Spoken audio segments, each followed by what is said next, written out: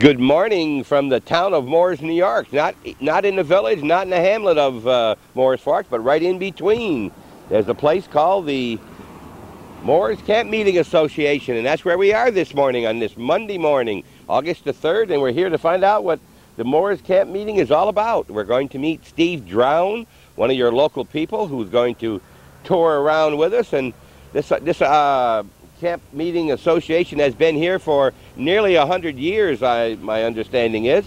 And we'll be, there's a lot of traffic here this morning. There's a regular traffic jam. We've been here, there's 2 more cars. We've seen at least 3 or 4 others coming in, and we've only been here for about 3 or 4 minutes. Thanks for tuning in to What's Going On Here. I'm Bob Venn, Calvin Castine with the camera as usually. You're watching Hometown Cable. Thanks for tuning in.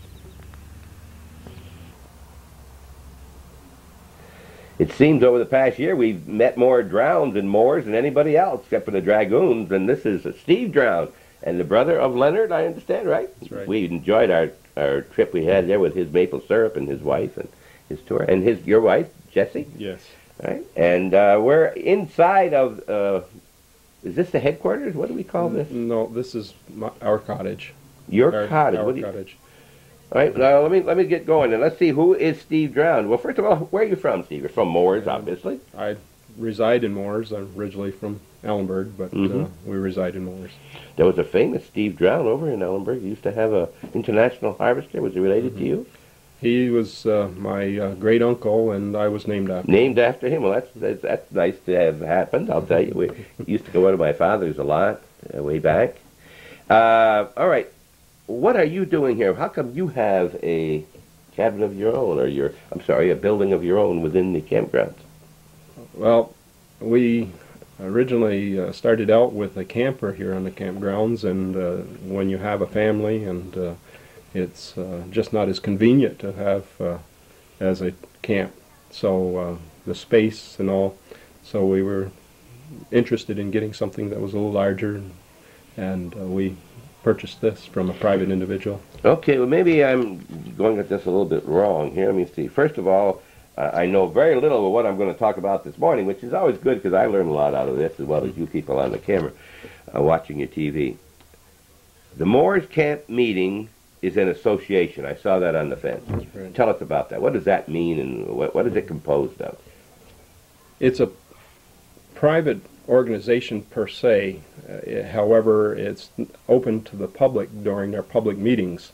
It was an association that was formed approximately 90 years ago, and it's for all denominational churches, interdenominational. Anyone of any kind of a church has the opportunity to attend the services here. However, we do have stockholders, and they have the opportunity of leasing pieces of property, and that's what I have here, is that I own this cottage, and however I just use their piece of property that it's on, and that what is the stockholders. They have their individual lots and their cottages. You're not a minister. No, I'm a layman. All right, you have a full-time job? No, I've retired. You retired? From the job. I've quit one job to go into whatever else might be available. Okay, so but you were here also when you had a full-time job? Yes, it is. During the summer on a vacation or something, that's when you took your time off? Yes, I usually try to work my schedule out so that I could be here for this week and a half. Okay, well, we know off camera we did find out that you are the president of the association. That's what right. does that mean? And what about Jessie? Are you an officer, Jessie? No. Well, you got to give me. That was a bad question. She's the first lady. Okay? I should never ask a question when they can answer me with just yes or no like that. That was a bad question. She's the first lady. She's the first lady. All right, the first lady. Are you from Moores originally, Jessie? Yeah. What was your maiden name? Can I ask you that? Colgan. Colgan. All right. Charles and Donna Colgan's daughter. All right. What Colgan do I know? Gosh. Wiley? Yes. My brother. Oh, it's your brother. All right. So you're from the Moores. I Yes. don't know if you know from watching TV. You said you've seen the show. I was here 2 years back in the 40s. I lived where Ron Trombley lives now on the River Road. And nice people here. And we used to go by here, and we always heard about the Moores Camp Meeting and never knew anything about it. And that's why we're here this morning. There's a lot of people who are watching us that go by and haven't the slightest idea what happens here. Right? You're open from July 29th to August the 9th this year. That's 10 days. There's an awful lot of buildings here, a lot of investment, a lot of everything for just 10 days. Mhm. Have you thought of making it bigger, or what happens to the buildings the rest of the year? We have considered making better use of the facilities that are here, and it is operated by individuals just volunteering to get the grounds ready. And when you don't have a hired people to do a lot of those things, it's difficult to operate beyond the week and a half. And that is part of the limit of using it, because of most everybody has work for a living and can only volunteer so much time. And if it was any greater than this or used more, we would be getting into a lot more time involved of people. And it was originally established to have this segment of time, and that's what we have stuck to down through the years. It used to be for a longer period, be over at 2 Sundays. Well, it used to be 3 Sundays, and now we're over 2 Sundays. You give me the impression you don't have any hired help. Is that true? Well, we have no hired help per se to get the property ready for camp.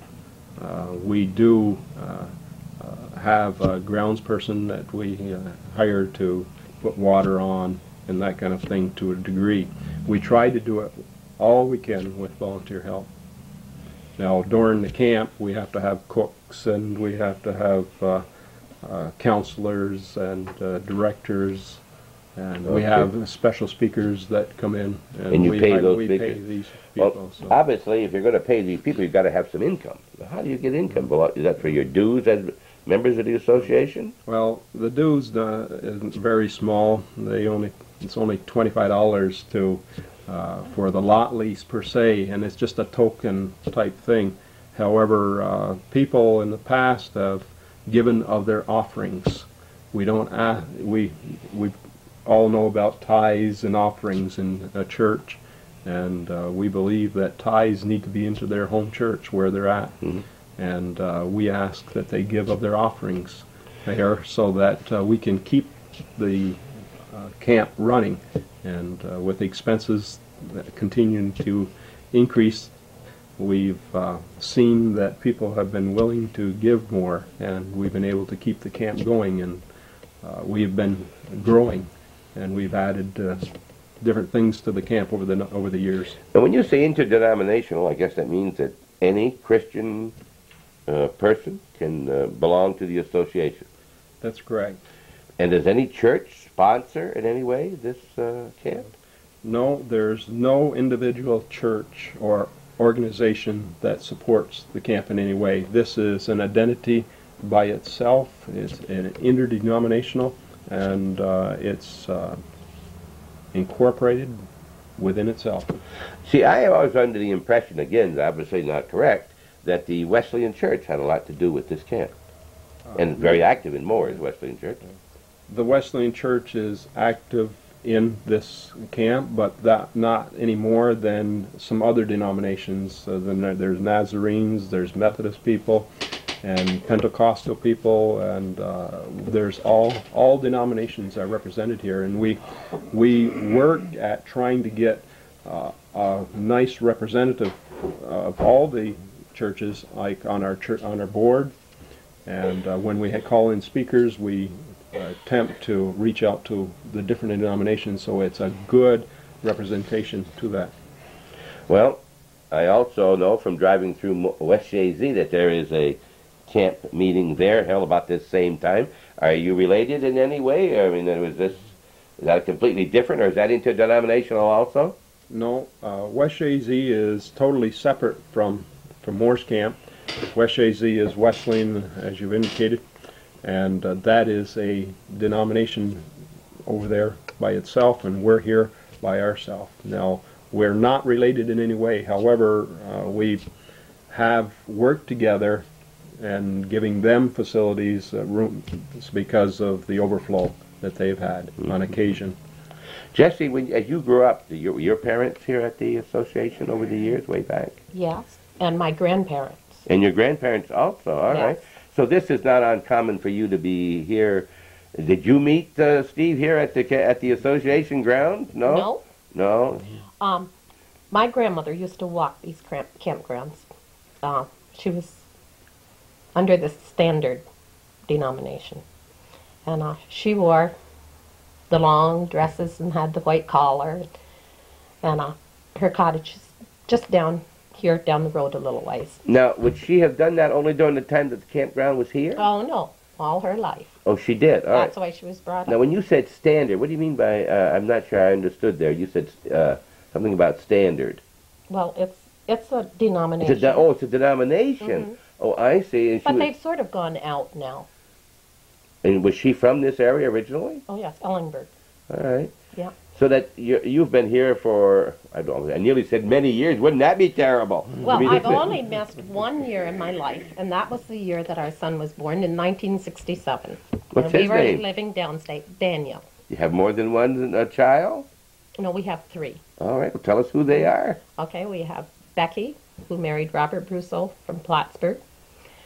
And then there's Danny, and he married Vicky Brothers from West Shazy. And then we have Kim, who is a student in college deciding where to go next. That's that young lady just going by here with a soccer ball, right? Yes.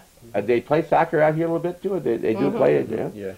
So there are young people here too. We're going to take a break. Calvin Castine's arm here, gets very, very sore and it's resting on his shoulder. I know how that feels. We'll be right back. You're watching Hometown Cable. Bob Venn and Jesse and Steve Drown, the president and first lady of the Moores Camp meeting in its 90th year at Moores, right between Moores and Moores Forks. A great place to be. That's right. We've stepped outside. I hear someone singing. Is that the part of the services for the That's morning? the morning service. All right, we should probably try to get some of that if we You can. probably Is that all will. right to get that on camera? Oh, yes. Okay, we just came out of that building right behind over here. This is where we were. We were in that part of the room, right where you see the windows to the left there. We came out of that door. We were sitting in their living room, and we've stepped out here to show you some of the other buildings. Now, this one has a cross on it. This means this the medical center? Yes, it is. First aid. Is there a nurse on duty? Or Yes. is that your job? No. She's probably over in the service, so we know Okay. right where to go and get her. All right. Ah. And then down here you can see all the other buildings, and these are where the grown-ups are staying, shall I say, or the adults? All right, because you have... Well, this little building right here that says snack bar, that's a snack bar. Okay. And then down beyond that is people's cottages. All right. And the green ones, my mom and dad, they're staying They in stay that. there now, yeah. And then this is the dining hall Now, where we go in to eat. okay, now, everybody, no one eats at in their own cabin or their own... Some people do. Okay. And you pay to eat? Is that what you pay so much for the week or by the meal, or how does that work? You can do it either way. You can do it by the meal or by the week. Any kind of choice at all, or you get whatever is being served like you would at a... You take whatever they have in there, or you can leave it. Well, I guess that's plain enough, isn't it? All right. We do have a salad bar that... Okay. But They can they have serve some good meals. They serve good meals. All right. selection. Well, I suppose anyone's going to ask me, why didn't you ask them? How many people can you accommodate on the grounds Well, if everything were full? as far as the housing is concerned, Yeah, how many we- people could be here at one time when services aren't in the... Would it all, everybody had a bed, all right? How many would there be on the grounds? there could...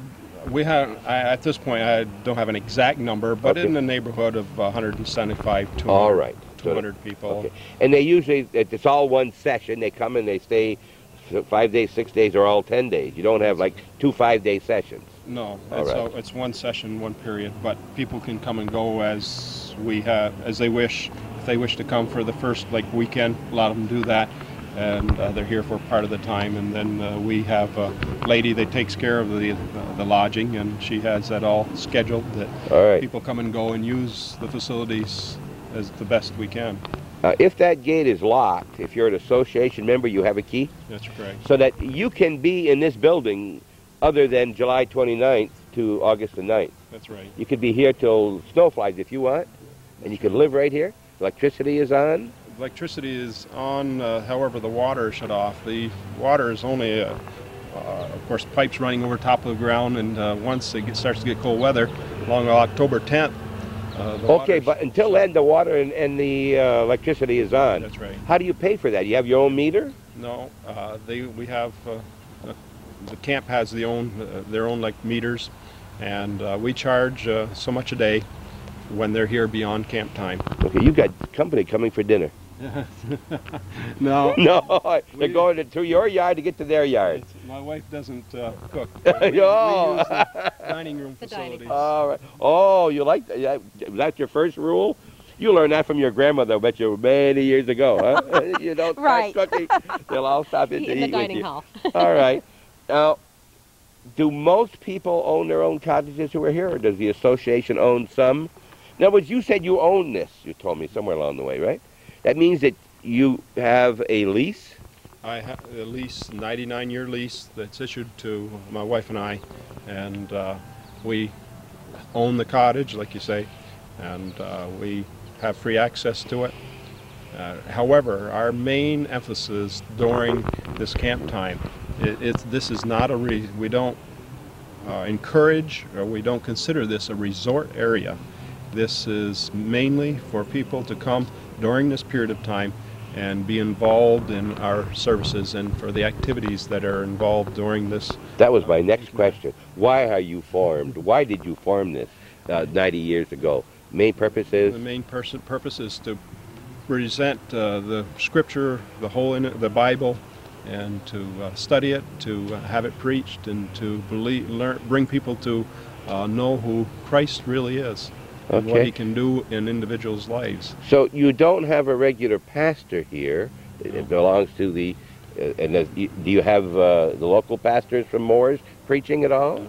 No, they are involved. They are active in our services and all, but not generally. We usually bring the speakers in from other areas, and we have musicians, song leaders, so forth that we bring in. Jesse, you mentioned inside that you answer the phone line. You get a lot of phone calls, right? Quite a few. All right. Do you contact these speakers yourself? Or is that part of your job? Or? No. Oh, well, there's another no. That's two no's in the short time I've been here. No. And she don't cook either. That's the board. The board does that. Decides who's coming for speakers. All right. All right. Well, I got an awful lot of questions, but I don't know what direction I'm heading here. Let me think. We'll take a short break and be right back because we're going to move positions again. We love these great tall pine trees. Look at this out here. Absolutely gorgeous out here. Who owned this land? How did you get this land? There was a farmer down here at Thorns Corners that was in sympathy with what was happening back in 1903, and he gave a portion of his land to the association so that they could go ahead and have what they have today. If you were not a Menard, could you live on Thorns Corners? Huh? Doesn't that all Menards? That's not their corner? Almost. There has to be a Thorns along the way somewhere, right? That's right. All right. Yes. But it's people like him that work to help make it possible for it to be here today. And we appreciate those people being faithful and having that thought to establish something like this, because it's been a special place in our lives as we were youngsters until now. I bet. You look forward to coming here? Very much so. Here and going and pick blueberries. Oh. Did you ever pick blueberries? I'm going to get another. Oh, I come here first. Oh, you come here first? You rather do this. All right. We'll go over. We're going to go over to the picnic table. We're going to get to a different venue, as they say, in the Olympics, and we'll be right back. Young people, a lot of young people running around here. Oh, yes. Does this mean that their parents are here and they brought the youngsters like you used to come? That's happens a lot. A lot of people, parents bring in their children and are here with them. There are some that bring them in for the day and for individual sessions, and then pick them back up at the end of the day from the surrounding communities. Okay, we're going to get into where these people have come from and how many are local, how many not local. And please stay tuned. You're watching Hometown Cable program. What's going on here? I'm Bob Venn, and these nice people are the Drowns. Not the Ellenberg Drowns, the Moores Drowns.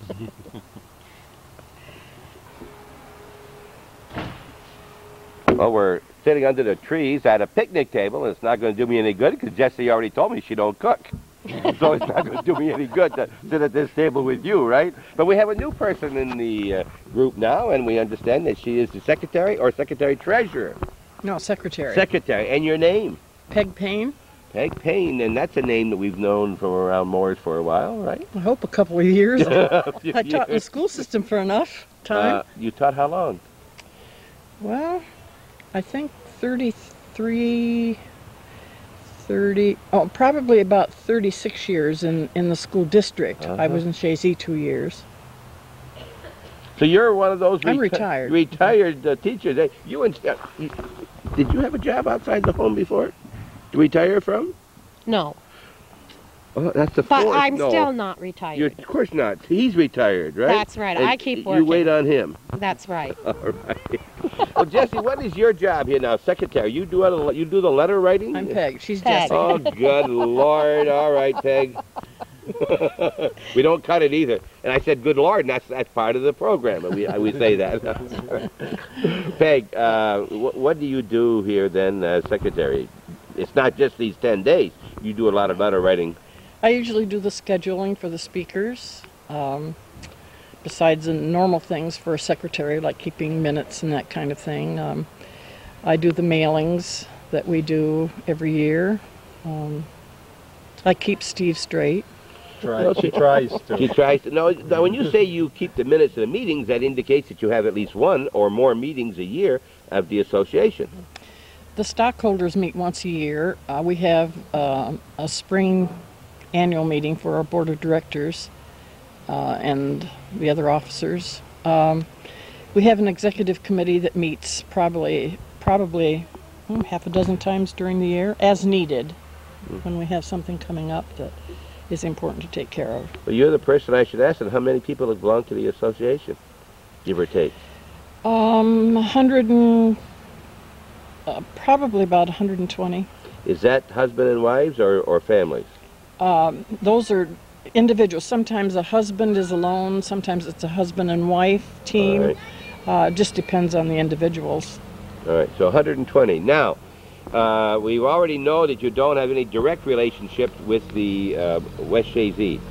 Do you belong to an association of associations such as you have here? In other words, do you and the West Chazy and the one in Malden, Massachusetts, belong to an association, so you know about the various speakers, you know what others are doing? No, we are an individual group here. It's not. There's no mother group. Okay.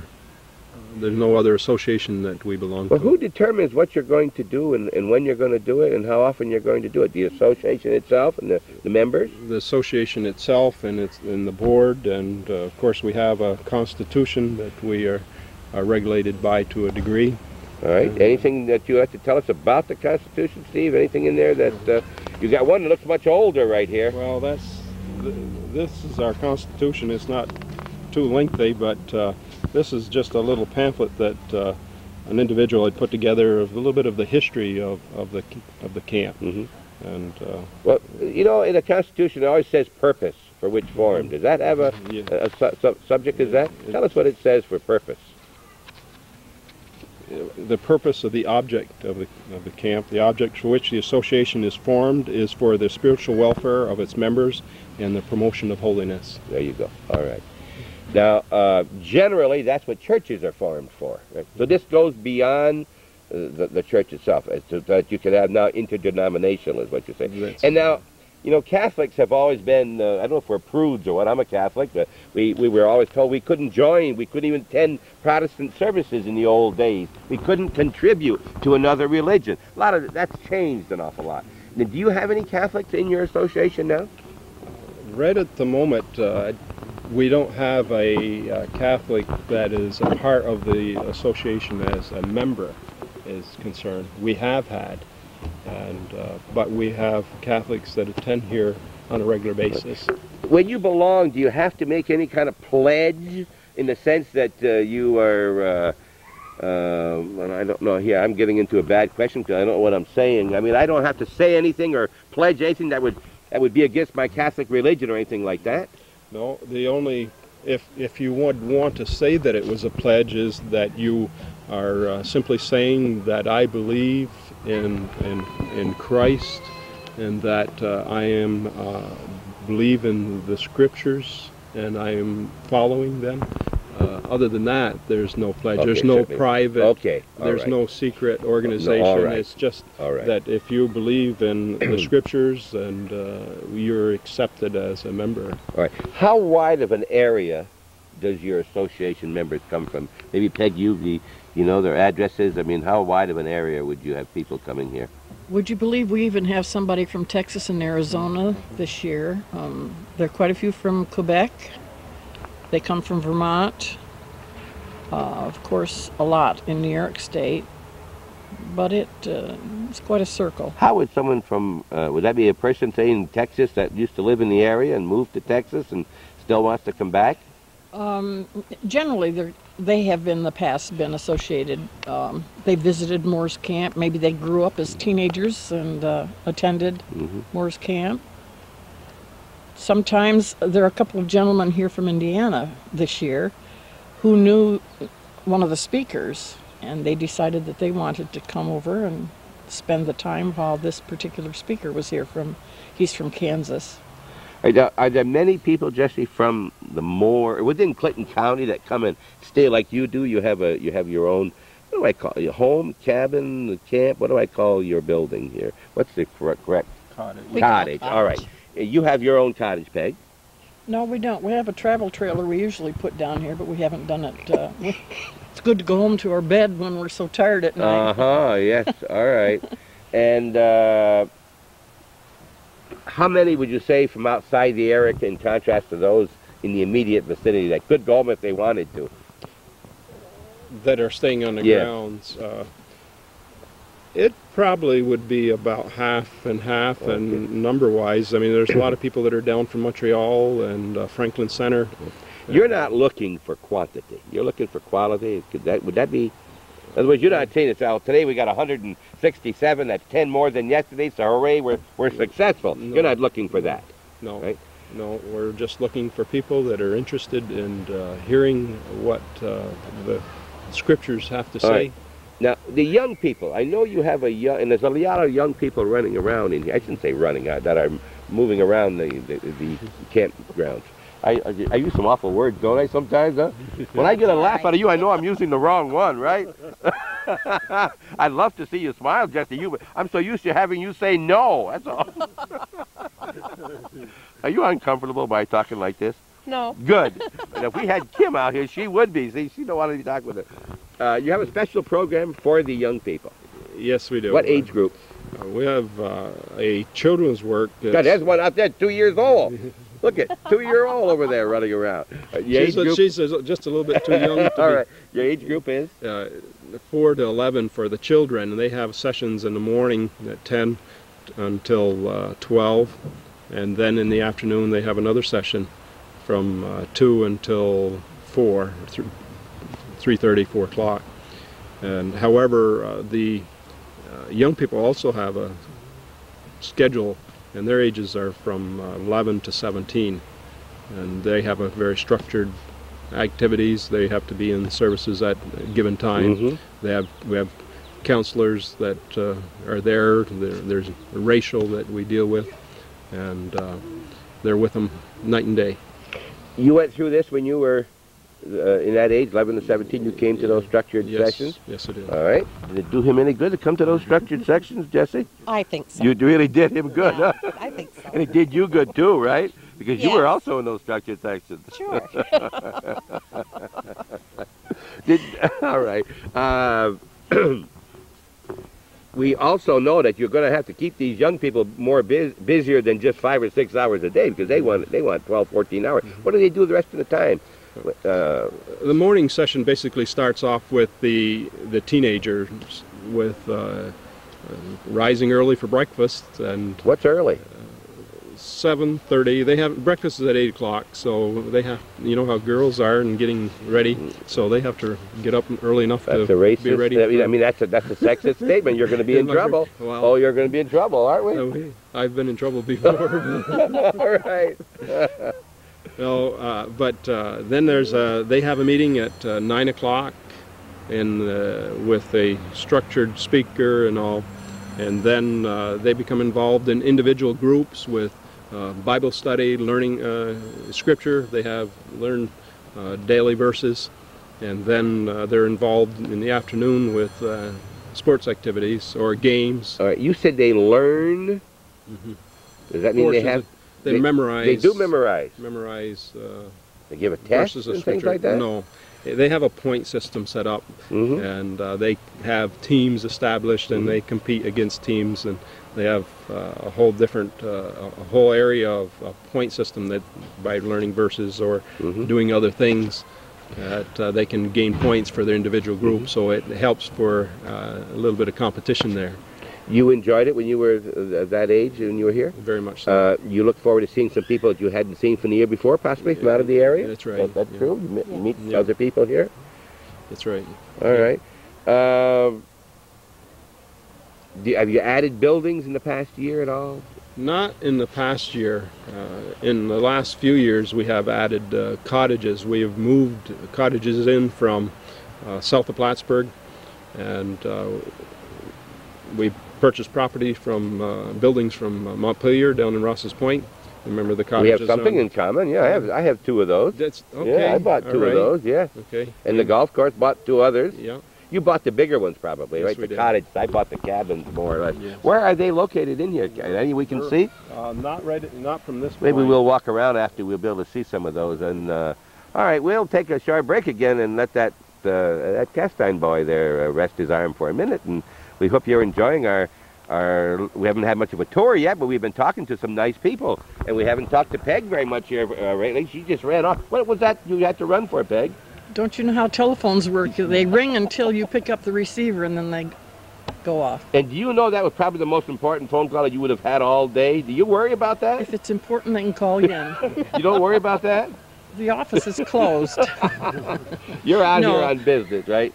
We have ways of taking care of those things. Okay, now that we're into the third day, so to speak, right? Third, fourth day, fifth day of your present meeting, are you likely to still get people coming in new? Or are they yes. already here? No, people come and go.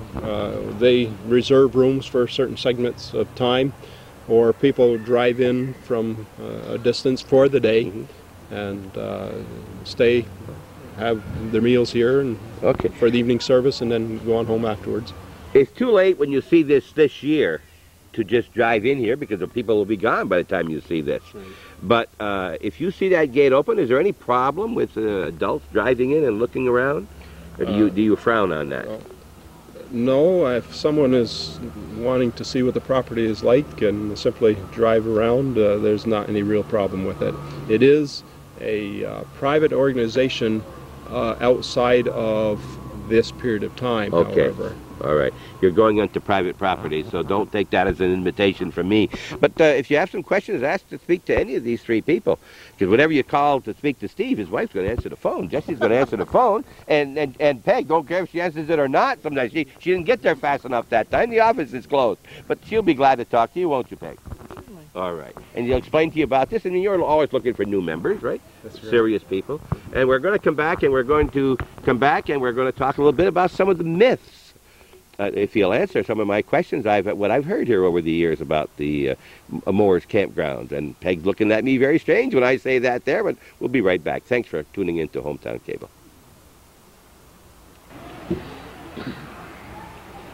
While we were off camera, Steve was checking the history here of the area here of the association, and you said you understand it was Rob Thorne that had given the property. That's correct. And that was appropriate. Would be in Thorne's Corners over there. And all right, now, I lived in Moores, as I mentioned before, and we've always heard the expression, and I hope not to offend anybody out there, but I've already cleared this a little bit. We've heard of the Holy Rollers, all right, the Holy Rollers. Now, that's not a derogative statement, but there's a lot of stories about what went on once you got into those gates. Truth or false, and tell me a little bit about, well, you must have heard these over the years. And dispel or confirm whatever these rumors. I got a little bit of, Peg likes this. we've heard that terminology a lot, and I guess that was if there was anything, it was before my time. I've been involved with the camp as a teenager back in the probably about 1950, and I have never seen anyone that could be where they would get that term from. I never saw anybody rolling around on the ground or doing anything to that sort. We have seen people become blessed because of their worshiping the Lord, and walk around and maybe raising their hand, have a hanky in their hand, that kind of thing, but just because that they felt so good about worshiping the Lord and what the Lord had done for them. The Holy Roller, where it originated from, I really can't say. Peg, you've been here a little longer than I have. Well, Dad and I were working it out, and it was 50 years ago that we came to the North Country, and not once have we seen anything like that, just as you've expressed it. Right, but you realize I'm mentioning that this has happened, and the last thing I want to do is offend anybody, but we've heard the expression, and we want to dispel it for what it is. And you know quite a bit about religion, Peg, because who is your dad, by the way? My dad is Reverend A.M. Christensen. He's a retired Nazarene minister. And was in Altona for how many years? 12 years. 12 years in Altona. And that's how you got into the area, you said. You were from that basketball state. Well, the Hoosiers, right? You said? All right. And we watched the Olympics over the weekend. You see a lot of exuberance there. Someone wins a race, and they go around and they're carrying the flag instead because they are happy, right? And they think they have found something. They found a way of happiness, and that could happen here. So that if I went into your services right now, there is no way, quote unquote, that I could be embarrassed or anything like that, in the sense that if whatever embarrasses me, I'd see nothing out of the ordinary. I would hear someone talking about religion, right? Maybe more the religion than I hear in my own church as a Catholic. We don't get, religion isn't drilled to us, you know. And I might notice it's more strong here maybe than I get in my church. No stronger. We have a speaker that would simply open up the Bible and talk about how the Bible would expect someone to be living. And I've been in the Catholic Church, and I've heard the minister speak, the priest speak, and there's really not any different. We have one Bible. You know, it's a shame sometimes, and particularly, and the Catholics are as guilty or more guilty than others because we weren't supposed to attend other services. And we don't understand other people's religion. And basically, if we're all Christians, we believe in one thing, and that's Christ. That's right. And how we believe it, and it's just a matter of a little bit of differences here and there as to whether you can marry or not marry is a big one, and some of the other things. But as far as the feelings on abortion, on family life, and many of the other things, they're pretty well the same, I would assume, right? Really, there's not any difference. We believe in the family unit, and that as long as Christ is the center of the home, that will make for things a whole lot easier. Right. Is it tough being raised as a daughter of a minister, Peg? Well, you know what they say about the shoemaker's kids. They have bad shoes. Do you? And we lived in a fishbowl. I'm sure you did. And sometimes those things were difficult. But we had special privileges too. We met wonderful people. They lived in our homes. These special speakers and missionaries and so forth, they were always part of our home. We were treated royally when we came to Altona. The Board of Education president and the principal took our whole family from room to room and introduced us, and we felt like we're royalty. They were just wonderful to us. How has that changed in the past 30, 40 years? Do you find that the respect isn't there quite as much, or that the awe of the religion isn't like it used to be? I think perhaps this community might have been special in the way they treated us. We live next door to a minister and his family, and they still live in a fishbowl. People will look at them and watch them, and it's difficult, but it has its good points too. Mm-hmm. You have any women minister speakers coming at all today? There's a lot of women ministers. No, and we haven't believe, I don't ever recall in the last 40 years of having a lady minister. We have ladies that come, wives that come with their husbands and minister by way of music, and special music and so forth, but no evangelist per se that's, come to preach. Music is a big thing in the Protestant religions more than the Catholic religion. You have singers that come and quote unquote perform more, or is that part of the liturgy? Do they also speak about it? Do they talk about their history, or is it the minister himself that are singing? No, we have a individual that comes directly as like a song leader. He leads the congregation in songs, and then he simply has specials that he sings for the congregations to help the congregation to be able to worship. All right, Jesse, right now I understand there's some services going on, right? In your building over there that is big enough to have 150, 200 people? Oh, more than that. About 500. 500? Oh, God, all right, 500. And how many people do you get, say, you have, well, first of all, let me go back. You have 2 services a day? Yes. All right. All except on the weekend. On Saturday, there's 3 services, and on Sunday. All right. So that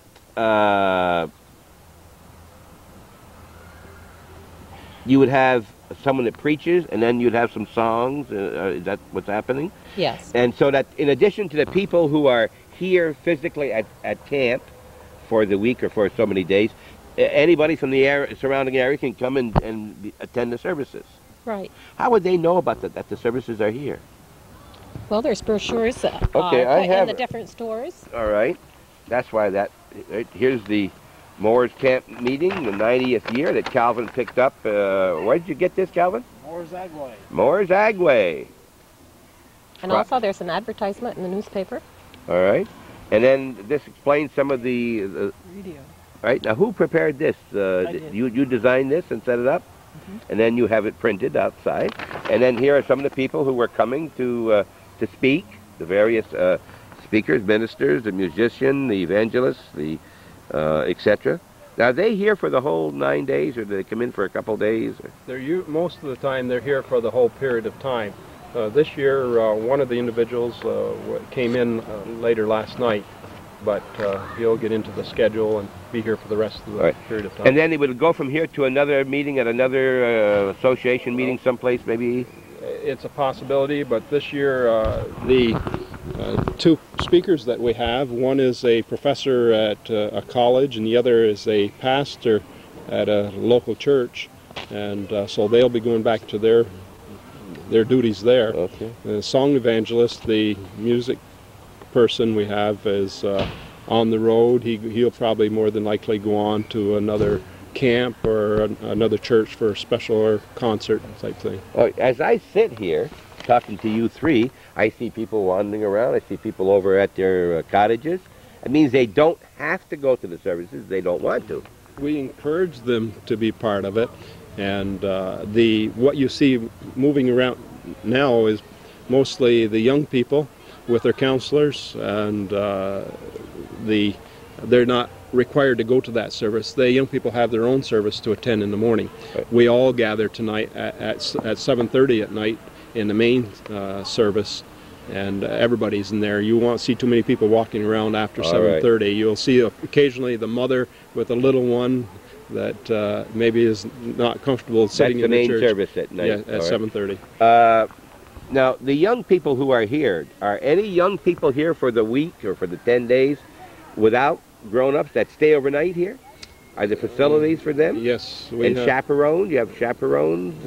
We have a boys and girls dorm, and we have a youth director, and we have counselors that are college students that are counseling with them and be with them 24 hours a day. Here's some people coming out now from one of the meetings, I guess, right? Yeah. Yes, they must. These are from the 11 to the 17 group. That's right. It's getting near lunchtime. Oh, they start to move around, huh? They aim right for the dining hall. All See right. that? Yeah, I see that, yes. Now here, for instance, some camp rates, trailer sites with 3-point hookup, Nightly rate is $5. That includes all hookups, electricity, toilet, water, That's everything. Room, private with toilet, $6 a night. That's for one person or two people? A couple. A couple. A cottage is $12 a day. All right. Linens, $2 extra. If you don't want any linens, you don't have to pay it, right, Peg? Correct. All right. Meals, $2 for breakfast, $2.75 for lunch, and supper, $3.50. Now, you aren't going to eat. Daily ticket to eat for all 3 meals, $8. Weekly ticket, $50. Season ticket, $75. Very reasonable. We try to keep it as reasonable as possible because we encourage people to come and be part of the camp. And we are not in this to make money. We try to just break even. And especially for the young people, we try to keep the rate down so that that can encourage them to be a part of the camp. Well, it says here that the 25% off for ministers and their families. Are you considered to be a family of a minister? Being a daughter of a minister? You know better than that. Is your dad still active? No, he's in Meadowbrook. in But we brought him up for the day yesterday. How old's your dad now? 94. 94 years old, and they have a bookstore and snack bar in the grounds, and Mrs. Margaret C. Payne, secretary, Diana Brooks, lodging supervisor. Mrs. Diane Brooks, what's her husband? Ellenberg. Ellenberg Brooks, all right. And no smoking or alcoholic beverages, modesty in dress and appearance, and no dogs permitted. And that's to keep everybody happy here and not bothering anybody. When you were talking about rates, yes? I was just looking in this history of the camp, and along about 1903, it was 20 cents for breakfast, 25 cents for dinner, and 20 cents for supper. And or you could buy a board for the week for $3.50. So those days are, I guess, are long gone. Is this the only one you have like this that you know of, Peg? Do you know? We have a supply, limited supply. But you do have a supply of that, because that's something that's very interesting, and people forget. 20 cents was a lot. You made 50 cents an hour, or maybe less. Oh, less than that then. Probably 20 cents an hour. So the price. But for young people out there to hear these prices, they seem ridiculous. But it's all relative. It's all relative on how much you're making. And I'm a historian in the sense that anything you have should be kept, and things like this, and it should be written down so people will know that the story of your dad and mom in Altona should be written down someplace. A question was asked yesterday at the dining room table. Eleanor and Elizabeth Tappan were sitting there, and they said, how long have you been coming to Moore's Camp? And Eleanor said, we were carried here as babies, and they're in their 80s, and so they have been coming. Their cottage is right over there. They've been coming here for almost the complete history of the camp. 80 in their 80s, and the camp is 90 years old. That's something that someone should write. They should write little stories of what happened. Just a little short one, and kind of keep them in your files. They'd be very interesting. This is part of it. This was from 1903 to 1952, and we have been working on updating this to the present date, and along with the same things that you're saying with the incidents that have happened, and we have, of course, all of our minutes from down through the years, so we anticipate having that happen. Just in here in this note, I'd like to note too that the history again, part of it, Calvin Coolidge, was taken over presidency because of Harding's death. Yes. And this association, along with a couple other associations, sent him a letter greeting him and encouraging to look to God for guidance, and just wishing the best on him in his taking over as President of the United States. When Coolidge assumed the presidency, he was visiting at his home, his father's home in Plymouth, Vermont. He was a Vermonter, Calvin Coolidge, and not one of our strongest presidents according to the history, but a very fine person, and lived in the middle of the state someplace in a nice little community, and there's about 5 or 6 houses in Plymouth, and it has beautiful surroundings, and it reminds me, this is very peaceful and quiet where we are. I haven't heard a car, except the ones that have come in. I haven't heard any disturbances whatsoever. None. It must be very, very peaceful here. It is. We spend a little bit of time here on the grounds, of course, prior to the camp opening up and preparation and all. And sometimes we just have to sit down and just listen. And when the wind whistles through these pine trees, it's just so beautiful and so quiet. And it's just a beautiful place to be. Hey, all right, let me give you a feeling that I can't get rid of. I look over at your dining hall, and I think of I haven't been over to your service hall yet. But as I look, I think that's closed for all except 11 days a year. And that's really a sin, so to speak, that they can't be used more. No real thoughts about that. Well, yes. We really would like to see it used more. And it's some of the areas that we probably need to be more faithful in looking at and developing. However, it gets into a much greater thing than just, basically this is operated by laymen, regular, ordinary people that have full-time jobs. And there's only so much time that you can be away from your job, away from your home, your family. And there's been a lot of sacrifice down through the years to homes, to families, and to their jobs because of the work that was necessary to be done here. And in order to expand to that degree, we would have to get into full-time help. And we just haven't got to that point where we felt that we could do that. Of course, that takes monies. Oh, yeah? And we are very careful where we spend the money that people give. So maybe someday in the future it would be nice if we could operate for more than this week and a half. It was basically established for this very thing of being here for this segment of time, and we basically have stuck with that.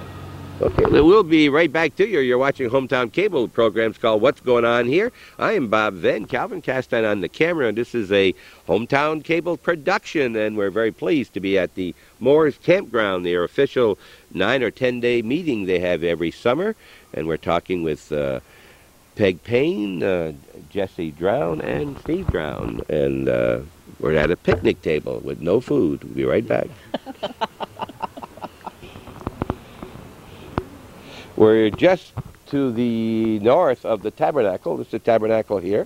And as we, over here, we just tried to tell us about these 3 cabins came from south of Plattsburgh? So, south of the Royal Savage, where there's 3 here, and then there are 2 over on the other side that we moved on in from south of Plattsburgh. And we were needing room for people to stay, and they were available, so we moved in. However, a few years ago, there used to be a good-sized shed right here, and people came in with their horse and buggy, and they needed a place to tie the horses up, and they took them on into the shed and tied them up. There used to be a trough over across the main road over here. There used to be a spring. They used to water their horses, and the farmers and the local people come in with a horse and buggy from miles away. The big cement pillars there somewhere, what were those for? There used to be a platform over here to our left, and they were the support for those platforms. Okay, they went right along behind the cabins there. How did you move those cabins here? Who moved them for you? Chauvin from down the turnpike moved them in. And we also moved in some other buildings. You can see through the woods a little bit. There's cottages that we moved in from Montpelier's property down to Ross's Point. Yes, the wider ones, the bigger ones. That's right. All right. Now, as I look at this building here, I know you have indoor plumbing. What's that pipe coming out of the side of that building? That's a vent for a heater of some sort. All right. Okay, well. That's a privately-owned cottage. It is? That's Bill Loudon from Pears Mills. Okay, yes. Bill and Becky Loudon. So, what percentage of these are privately owned? How much belong? Are these 3 here? Those belong to the association? These belong to the association. And you rent those out? Yes, we do. We have a policy where we'll lease a cottage for life use for a certain amount of dollars, and then they can use that cottage. They have it for each year that they come. However, I would say that it's probably about half and half. Half are owned by private owners, and half are owned by the association. The building is air conditioning, the tabernacle. You see this part of the air conditioning here. The door's open. You get the air in there, and you must get with that many people. You know, you said you had as many as how many last night? The first night, Wednesday night, there was approximately 430, 40 here. Last night there was about 375 approximately. I was also noticing this two-story building. It's a very unusual building, very narrow and two-story. What's the story on that building? Can you tell me? No, I've been around here for about 40 years, and I really can't tell you the story behind it. But it's presently owned by Wayne Hadley and Juanita from Hemingford, Quebec. And Juanita is a local Moores girl. But the cottage next to it would be of interest to you personally. Yes. Is used to be Leonard Carpenter, who his wife was Helen Wood, previously Helen Wood. So they were part of this camp years ago. Helen Wood. The sister to Adrian. Oh, I'm sorry, of course. Yes, Okay. yes, you mentioned that before, yes. Adrian Redwood from Moores. We were talking about him earlier off camera. Okay, that's theirs. So there's a lot of people, and a lot of these are local people that come here. That cottage is presently owned by Reverend Smeal, who comes from Pennsylvania. So we have a variety of people coming from different areas. You have the same one come back year after year, or? Well, the people that own the private cottages, of course, are faithful and coming back. No, I was thinking of the ministers. Yeah. You keep rotating different people? We do to a degree, but if we do ask them to come back, it's usually 2 or 3 or 4, all right, 5 years between, so that they don't become get to know them so well that well, maybe I just do not go this year. I wonder if there's another place in the northern part of the county that's as peaceful and as quiet and as nice as serene as you have right here. You know of any? Not really. I guess maybe the only place it'd be is next to that old watering hole when I was a kid, maybe back, right? And we all had those places. Oh, yes, but when you're a kid, they look a lot bigger than what they are when you get older, don't they? Huh? No, this is just a peaceful, quiet place. Certainly is. We're going to look into the tabernacle and see what it looks like. The services are over now, and hope you're enjoying our tour of the Moores campgrounds. Not only the tour, but the story about it and behind it. Okay, we're inside of the tabernacle, and you can see it's well braced up, and it's a pretty good size. You know the size of it, Leonard? No, I don't. All right. The dimensions at this point. Okay. It's approximately about 100 by 100, I would say, somewhere in that neighborhood. Has this been expanded, or has it been this size right along? No, when they originally started out with a tent here years ago, and long about 1928 to 1932. They built this.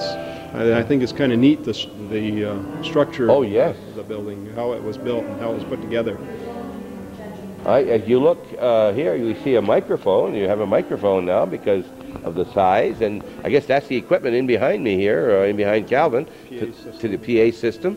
And so how long is the service in the evening? Our service starts at 7:30 in the evening, and usually runs for an hour and a half, an hour and 45 minutes. The present music you hear is our musician. He's just kind of enjoying his music right now, and after we've just finished a service here, and he leads the congregational singing and has special songs. Now, I see seats, I guess, up on the right-hand side, way over in the back. Is that for a choir? Do you have a choir? Our youth program is involved in that, so our teenagers has a choir each night. They sing a special as well. All right. Now, this maybe I should say too here that you see a cement floor here at this point in time, but I can remember back when they had sawdust in here. Rather than just have plain dirt floor and needed the sawdust, they'd bring the fresh sawdust in and spread it out to keep the dust down. Now, there is, I assume that there's a collection for your evening services? Yes, most services we do take an offering, and we pass the bucket, and we also have pledge envelopes. If people would like to pledge something, they have opportunity to have a period of time to make their pledge or to pay their their offering to the association. Financially, are you making out all right? You say you don't want to make money, but are you meeting your expenses all right? And The past years, we've been always able to pay all of our bills, and we always had a little bit extra to do some extras that needed to be done. When you have a number of buildings, facilities such as this, there's roofing and benches to repair, benches outside to keep painted, etc. Yeah. We painted this tabernacle roof this year, and the sidewalls, the metal roofing, so needed aluminum paint. At the end of your services in the evening, do you have anything else that goes on? Or do people then, most of the people who come to the services are from outside of the camping area? I mean, they aren't the people, the campers only. A lot of people drive in from the surrounding area, and the adults, after the end of the service, stand around and visit, and they just enjoy speaking, talking to each other. However, the young people have an organized activity. They have what they call an afterglow for them, and they have different activities that they do up until 11 o'clock. As we walked in, you mentioned something. Not only are you interdenominational, but international. What do you mean by that? That's nothing official, of course, no, but international, but Moores Camp is kind of neat because we're 2 miles, 3 miles from the Canadian border, and we have a lot of Canadians that come over and support the camp with their attendance and with their offerings as well. And it's really been a boost to have the Canadians help us. Right. All right, so the first night you were nearly full then, right? Yes. Seats were at a premium. Yeah. There wasn't a lot of empty seats the first night. First evening we have a Singspiration type thing where we have a lot of local talent bring special songs. The congregation sings along with the song leader leading, and we just have a good time with music. It's a music night. Other than the collection here in the offerings, does the Campground Association have any fundraisings during the year? Auctions or otherwise like that? No. Nothing like that? No auctions or anything like that. Occasionally, if we find that we have a special project that we're working on and we would need additional funds, we might send a letter out to our mailing list. And we do have a mailing list. Any idea how big that is? I'd only have a rough guesstimate on it. Never mind. No, don't guesstimate. I mean, I'm just wondering if you might know it. I have a lot of questions, and you don't necessarily have the answers. Our secretary takes care of that. All so we've lost her. She went back to work, right? I think so. Okay, we're going to step back outside. Maybe we can just look around and see some of the unusual things, like the horse barn that used to be here that he told us about, and some of the other things that happen along the way. Have you ever had any wind damage, catastrophes of any kind, fires that have been a problem over the years? There's been, of course, the wind with these big pines. Occasionally the pines have come down, and there has been a cottage or a building or two that have been damaged quite seriously with the trees coming down. We are very careful in observing the trees, and if we see that they may be dying or decaying in any way, we try to get them down so that they don't cause the problem. So we try to keep ahead of that. Are we planting it all on some of these trees? You want to make sure you don't lose too many of these trees. No, we have. I'm thinking of one tree in particular. You remember Stanley Baker? Yes. And Stanley Baker was a long-time member of the association here, and there's an oak tree down here that we call Stanley Baker's tree. Some of us that have been around here a little while, and he kind of nurtured it and watched it to come along. So there's an oak tree down here. So yeah, we trying to make sure that there's enough to replace those that we have to cut. Okay, we're in the Tabernacle at the Moores Camp meeting July 29th or August the 9th this year. And we're talking with Steve Crown, the president of the association this year. How long have you been president? Approximately 10 years. Oh, doing a good job, see, because that's why they keep him. We'll be right back. Thanks for watching Hometown Cable.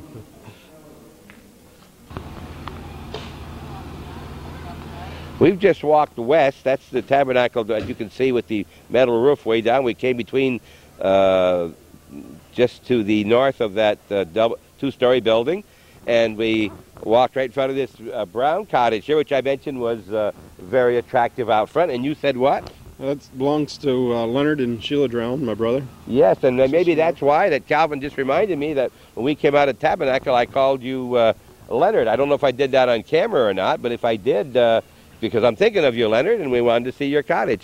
What are we looking at here? There's another personal cottage here on the left? Personal cottage here, Mrs. Cairns, who owned the big farm in Yes, Champlain. right. Edith Yep. Cairns. Yep. And then the building over in the back, you can see through the two cottages, is the girls' dorm.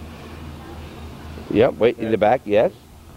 And then we're looking at more private cottages here now? That's right. More This, personally owned cottages? yeah, this is Wendell Brooks here to the right.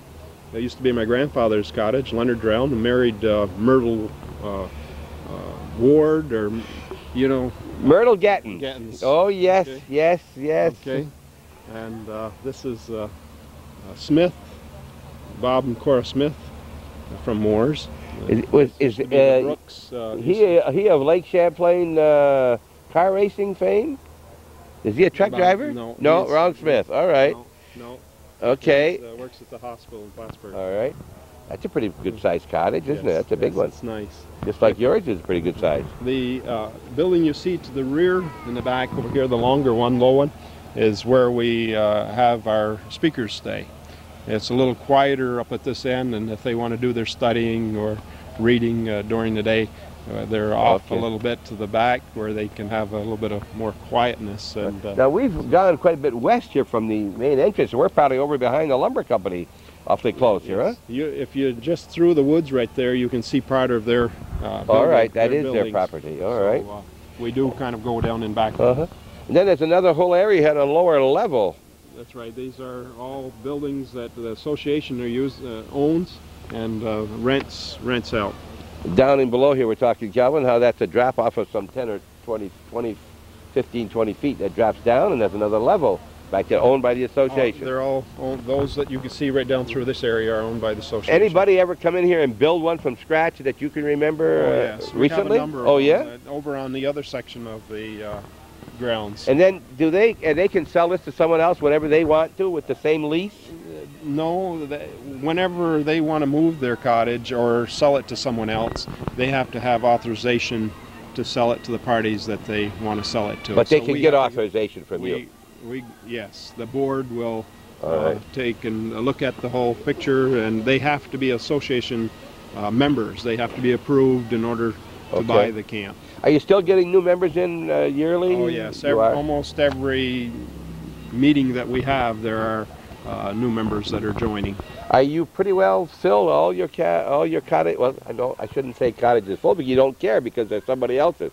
All of the association's cottages, are they filled right now during this session? They are. We have them scheduled so that there's people coming and go with them in the room all camp time period. There is. And we do care whether or not people are here that own their private cottages too, because again, this is not a resort area. It's a place to come and during the meetings and to be a part of the camp at this time. Now we encourage them to be here other times as well, but the main emphasis is to be here during the week and a half of services. All right, we realize that the Leonard Drowns like to be real quiet when they come here. He's a quiet person. Well, all these young people aren't making a lot of noise that would bother him when he's here?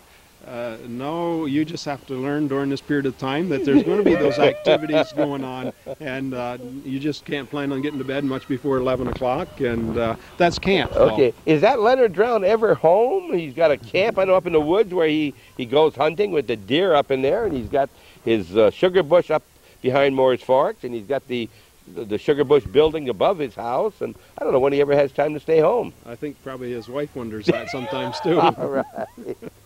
We're talking with the very pleasant Steve Drown this morning. He had Leonard. How many in the family? The 2 boys, and I have a sister, Judy, and lives in Chicago. Mm-hmm. All right. We'll go down and see the young people's area.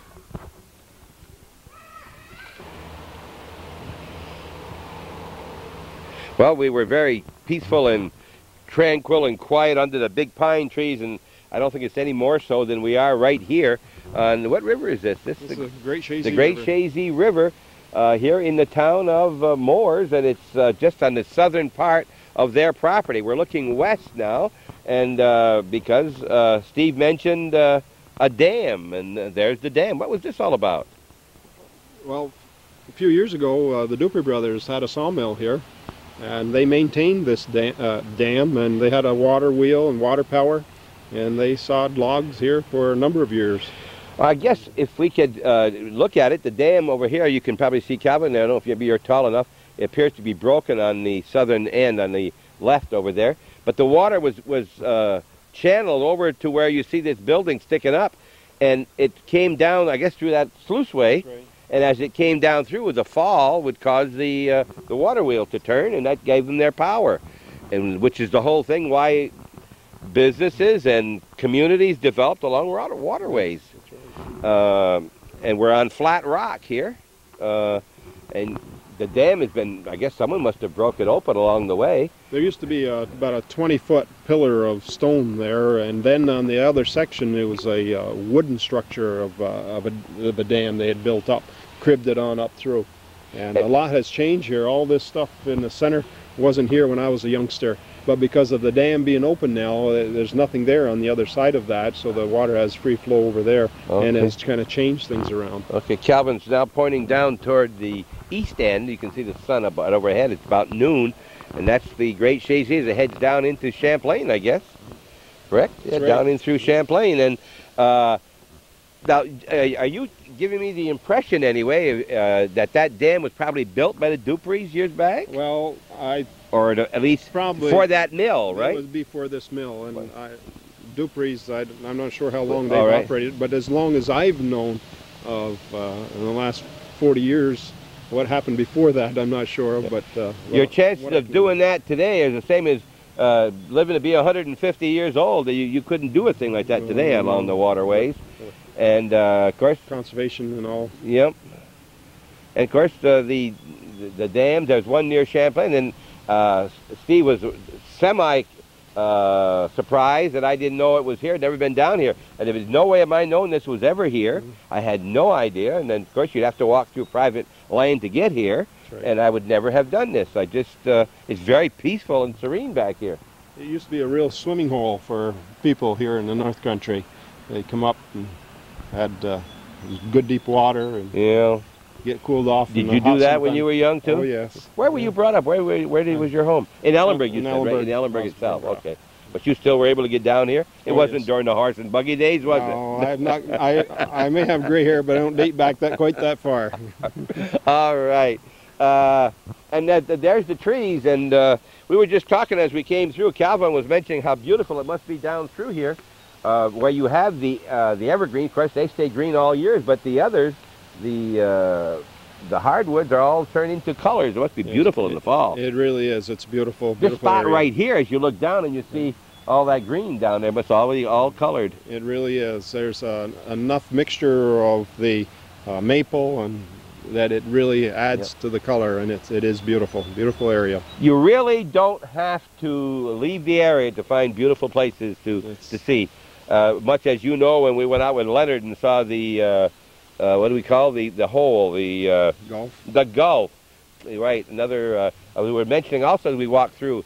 The last two times I've been through the woods, once with Leonard, and then now with Steve, as we look at a very, very beautiful place. Nothing that's outstanding that you should come to see it, but it's just a beautiful spot. Beautiful spot. That's right. Off from the beaten track and just peaceful and quiet. You know, sometimes the Catholics, I've been on a couple of what we call retreats, where you go for 2 or 3 days, you don't talk, you just kind of look at your own life and your family, and kind of have a day or two with God. And you have that here. That's what you're doing, but you're doing it for 10 days. That's right. That's basically what we're doing. That's right. I guess you know that the hardest part of when I go somewhere like that is not to talk for 2 days. Is a real challenge. No kidding. It is a problem for you not to. It sure is. Thank you for watching Hometown Cable. We're going back up and look at the children's area. We got even Calvin smiling right now. We're enjoying our short stay at the Moores Campground meeting for 10 days. That's how long it lasts. That's not how long we're here for. We hope you're enjoying it. You stay tuned.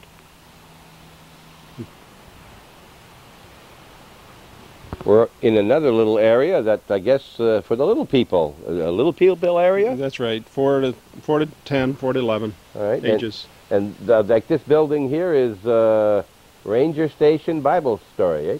There'd be 8 or 10 people going there, and someone teaching them a story. That's right. The whole group would assemble, and they would go into this little section here for a little Bible story of some sort, and then maybe move on to another section to see another little story that would relate to.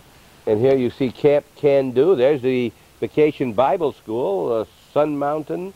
Now, everyone who's on the premises, do they belong to the association? No. They don't have to. They don't. Anyone is welcome, again, to come during this period of time. And we encourage people to come and be a part of the camp. But no, they don't have to be an association member. All right. My son is going out of town for 2 weeks, and my grandchildren, there's 2 of them, they're 6 and 8 years old, are going to be staying with us. And my wife says, you know, I wonder, wouldn't the camp meeting in Moores, could we bring them here in the morning and come get them at night? And would they be welcome like that? Well, not quite to that extent. Okay, all right. With those particular ages, from 4 to 10 or 11 years old, they have this session down here from 10 until noon or 11:30. All right, but they could come for the 2 hours. They could come for the 2 hours, and then from 2 o'clock until approximately 3:30, 4 o'clock. Okay. So there's those 2 sessions during the day. You could come and drop them off. All right. But you would have to pick them back up. I want them to attend, in other words. I will not be on the premises, but they could come. I don't want you to be a babysitter. I just want them to be able to attend some this. I think it'd be good for them to meet the people and so forth, but they would be available for them. And that would be how much money would we have to pay for that? For this, you would be no charge. No charge of any kind for that. This is a service that we feel that is important, so therefore we don't charge for the children. Good-hearted people in Moores, New York. That's what they said. This is one of them right here. All right. I must add a campfire here. Well, this is Camp Can Do. So there are certain times that they have camping activities. There's a tent here, and so it's all brought into the Bible stories and all. All right. Now, let me give you a difficult question. You've got everybody from 4 years old, and I heard people here as old as in the 80s, Peg mentioned. What kind of a breakdown would you have? Let's say under 10, and then from 10 to 20, and then the young married and the medium married, like maybe you and I, and then the older people. What kind of a breakdown? And this would be rough guesstimates. Oh, absolutely, yes. But our children here in this ages of 4 to 11 would. It varies from day to day and people dropping them off, but we can start out with like 18, 25 and get up to nearly 50. But then we go from the 11 to the 17 age bracket, and we can run anywhere. As we started out with 38, and we can get up to nearly 60 of, you can, of those. okay. And usually, because of it, we're being a week and a half long, starting on Wednesday night and finishing on over 2 Sundays. Some people don't come until like the Monday or Sunday of because of parents working and so forth. They don't want to have to take vacations and for just those few days, so they come in. So our group grows as the camp continues. And then we have all different ages for adults on up. They attend their own service in the morning at 10:30 and then in the evening. But it's a variety of people and ages. So and it's hard to say that there's 25 of people our age, but we have a good representation of all ages from an adult stages. What I'm getting at, I guess, is that the people you've named me that own some of the cottages are either in the old to middle age group. Okay. Are you getting many 20 to 30-year-old people getting into those cottages when they come available? Yes. You are getting some? Oh, yes. We have a lot of younger families that they are coming. They're buying cottages, or people are interested in buying the cottages. That has been a little bit of a problem because people are living longer today, and we do have a lot of people that are up in age owning them. But so they're still an active part of the camp. and there are young families wanting to buy, and they're just not All right. available. All right. So- Then here, now you're not a real estate agent, but what price range are we talking about in cottages, from low to high, give or take? Well, that can vary from what kind of a cottage it is, of course, but anywhere from probably $4,000 to $15,000. Okay. All right. Approximately. That's all we're looking for. You know, you were much more visual when Route 11 used to come by your front door and went by the sawmill. And now that that's been built for the last 20 years or more out, you don't see the entrance to the camp meeting anymore, and you sometimes forget it's here, except for your sign out next to the road. But it used to be very visual more, and you see people here during these 2 weeks, you know? Very much so. They tell stories of how they used to have, of course, the main Route 11, and they used to have a state trooper stationed out there on Sundays especially to direct traffic. There'd be so many people coming and going, and it being the main highway, Right. and so that there'd be no congestion. However, being off the main highway is kind of nice because we don't have to worry about the traffic with the children and all. Another year, when you see the paper that they're having these, I think it'd be well worth your while, anybody out there, and I'm going to plan it, to come and attend one of the evening services, come in one of the morning services, and see what goes on here. There's no mysteries here. No. There's nothing going on back here. It's nice people getting closer to their God. That's it right That there it? in a nutshell. And all I've seen to know that I'm in such a camp is along the way I've seen Remember God or a sign on the tree here and there. That's the only reason why I know. Because this person, he smiles. Look, he's a big, good smile, and so are all the other people we met this morning. And I may have seen some of the minister, but I didn't recognize them. Are they dressed in a tie and shirt? Not necessarily. Not necessarily. So I may have met someone out knowing it as That's right. as I walked by. You All have, right. matter of fact. Have you we? walked by some. Did I? and All you're right. just dressed in an ordinary shirt. And listen, if you want to see peace and serenity, you come here and get under these trees. You can hear the birds above us. Can we go in and see Camp Can Do? Sure can. We'll walk inside. Come along with us, please. I was inviting you for another year, of course, with the good wishes of Steve Drown, but to be more definite, in 1993, July 28th to August the 8th, this year is from the 29th of July until the 9th of August, and then in 94 is August the 3rd through August the 14th, and you've skipped 4 days there. How do you determine these dates? Okay, our Constitution indicates that when that's to be established, and it's always the Wednesday before the first Sunday in August. You understand? I know what you said. All right. Okay. Now, that seemed like a very unusual way, instead of having the same day all the time, or the last Wednesday in July. Okay, that's what they wanted it done. That's where they... Yes, and who's to kick about those people? 1903, they're 90 years later, they're still here, right? We're still sticking to the Constitution. Are you going to have any big celebration for that 90th birthday next year? We're in the process of making some plans to have a celebration, yes. You see, I don't know if he's going to answer like that. I just thought of that question, and it just happens to be there is going to be a celebration.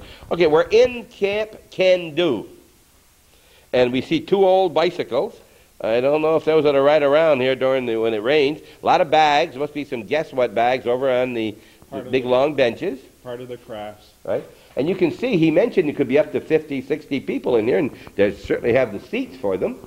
And they're talking religion. Most of the time they're in here. Yes, talking Bible stories and that kind of thing. Very enjoyable. It's not like a sentence that they're being, we don't have a lot of, other than our Catholic school and religion classes once a week or whatever, we don't have a lot of young people meeting like this. You know, I know they always do in the Protestant churches have Sunday Bible school, right? Every Sunday they meet one way, the parents meet in the bigger church. That's right. Barbara Dash is our children's director here, and she is a very efficient person and has been a school teacher all her life, is retired now, and she really loves the children, and you can see it, and she really does an excellent job. She's put a lot of effort into preparing for this, and the children really enjoy her method of teaching. Now it says sessions daily at 10 a.m. and 2:30 with Bible lessons, crafts, music, and playtime. So it's not religion all the time, but it's geared to her. All children must bring medical and immunization records. Now, when they leave here at 12 o'clock, what happens to them between there and 2:30? Their parents are responsible for them All right. between times, and So if you come from out of the camp area, when your people are not right here, you've got to come pick up your child and bring them back for 2:30. that's right. Can they come to the 10 and not to the 2:30? Oh yes, it's Anything open you to want. either way. They want But your... it's kind of a continuity Of course, if you yes. combine the both together. You'd hate to see 50 in the morning and 10 in the afternoon. You don't want that, right? That's right. You want to keep some continuity. And they've got some magazines, and they've got some catalogs, and they've got their various playthings, mountain crafts. And you know the one thing I haven't seen all day? The bathrooms. There's got to be bathrooms on this okay. facility with all these kids running around. Yes, we do. We have bathroom facilities for the public and so forth. You do have, all right.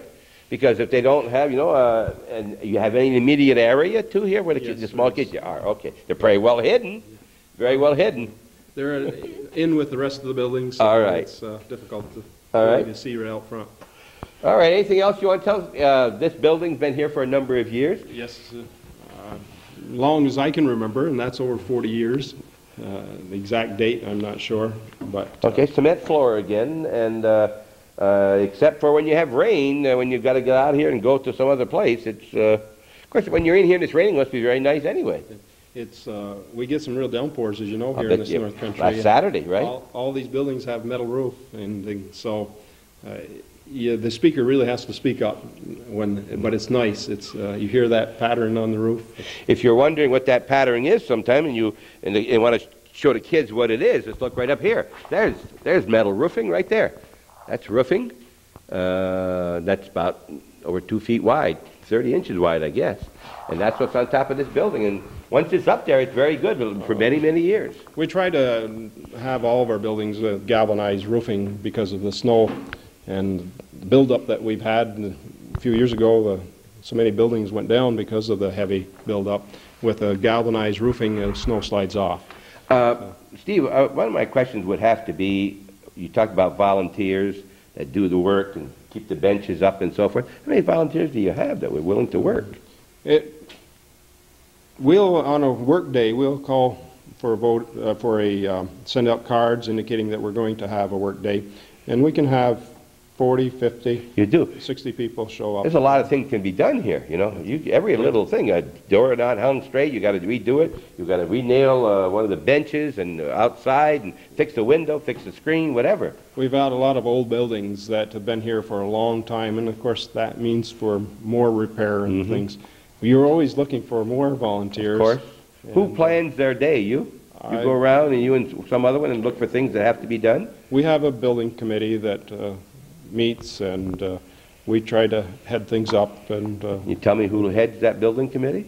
You know offhand? well, the gentleman just is stepping down. It was Okay. a pastor from Ellenburg, Reverend Finley, Robert Finley, but he has had some physical problems, so he's stepping down, and we have no chairman at this point, and it's a process we need to take care of.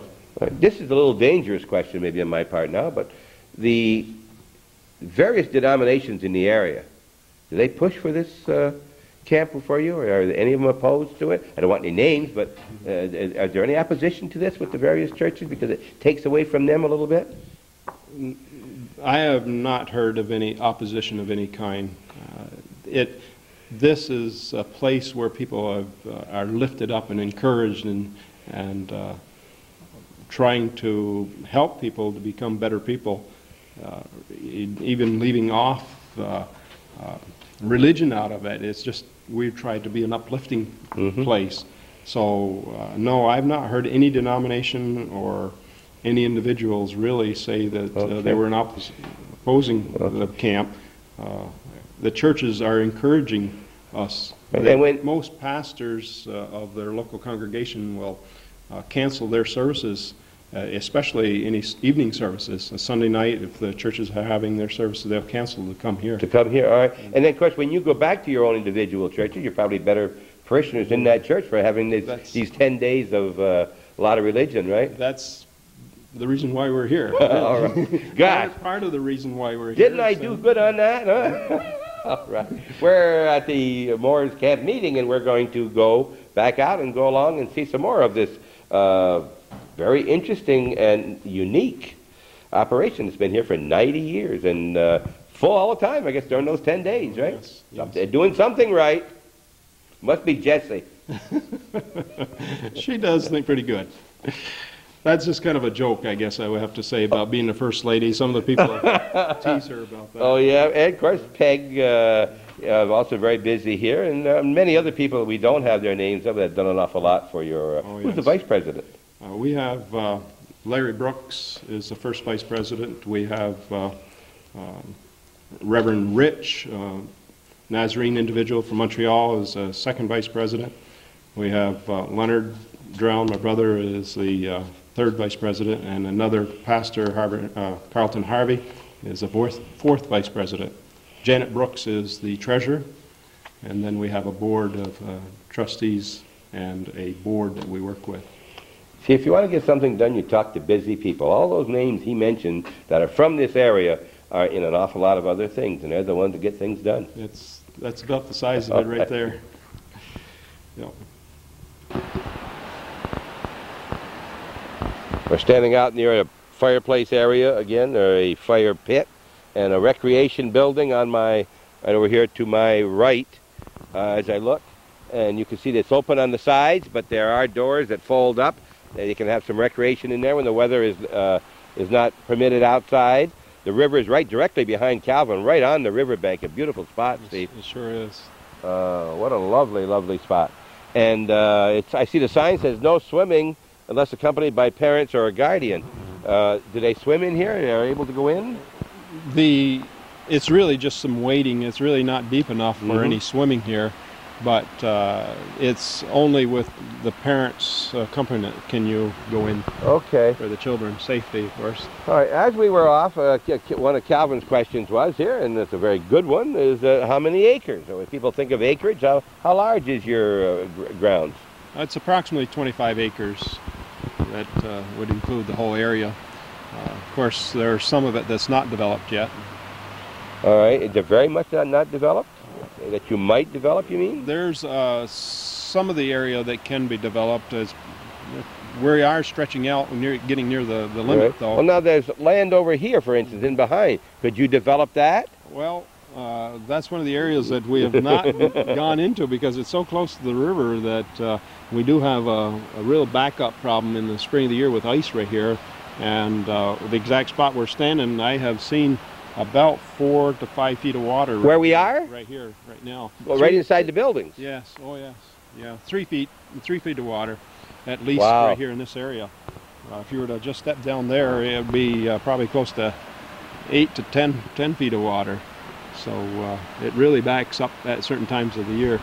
And it has created some problems. Right. All right. And if a person in the area, or they're the only one's going to see this, unless they send it to your relative in another state, and they wanted to become a member of the organization, your association, what would they do? And is there room for them? Sure. There's plenty of room. And there's an application process. Peg Payne, if you have the brochure, her address and telephone numbers there. She's our secretary and has all the applications. And you fill out an application, a letter of recommendations from people that we might know as an association, from your pastor or priest, the recommendation that you believe a certain way. We do feel that you need to believe in scriptures, and we're just not open to the general public per se of any. We want people to be somewhat in the same belief that we are. It says recreation and there's camping, but that's not its purpose. Its purpose is for religion. That's it. And you've got to want religion in order to come here in the first place. Yeah. You want to just to be interested in being what our Lord wants us to be. And that's what the Scripture teaches is what we teach. And I guess the biggest rule of all is do unto others as you'd have them do unto you. And if you always do that with other people, the world would get along very well. Except in the Olympics, you want to beat everybody there, right? Well, I think that's acceptable there, right? It's acceptable is right. All right, I want to call you Leonard again, by golly, Steve.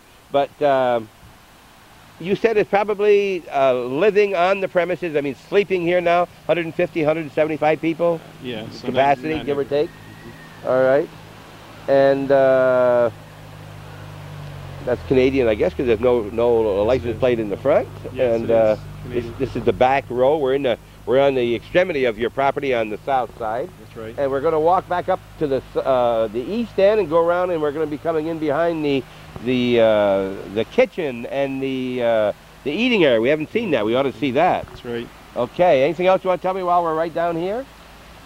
No, I think that in this particular area pretty well covers things. All right. The important thing today is trash and what to do with it. What happens to your trash? I see you got barrels here. And Oh, yes. how do you get that to the landfill? We have a garbage individual that comes in and picks it up on a regular basis and hauls it away for us. Right. If you're in here visiting, it could be too late this year, but anytime you're in a controlled atmosphere you have here, speed limit should be about 5 miles an hour. That's Right. right. With little children running around. Right. And you're not, you're on an area here there's 3 ages right over there. And I guess maybe that is an older person. Got a mustache. Yes. All right. Yeah. We'll be right back. You're watching Hometown Cable. What's going on here? And it's on every Sunday night and every Sunday at 1:15, 4:30, 8 p.m., midnight, and 8 the following morning. Calvin and I are trying to figure out what you'd like to see next. And we wanted to come here last year, but we kind of missed the dates.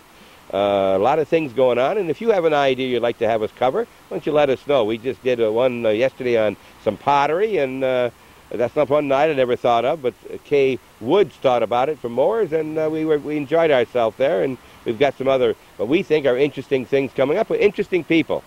And let us know what you want to see. And remember, if you're a patron, you're the one that's financing this, and this is a non-profit organization, and so is Calvin Castine with Hometown Cable. And he don't send out too many letters asking for donations along the year, but from time to time we do mention here on TV that it's because of your interest in watching this program and others like it all week. 7 days a week, 15 hours a day he's on. And he's asking for $12 or more to show that you encourage this type of thing and that you're interested. Just do that, please, and thanks for tuning in. Okay.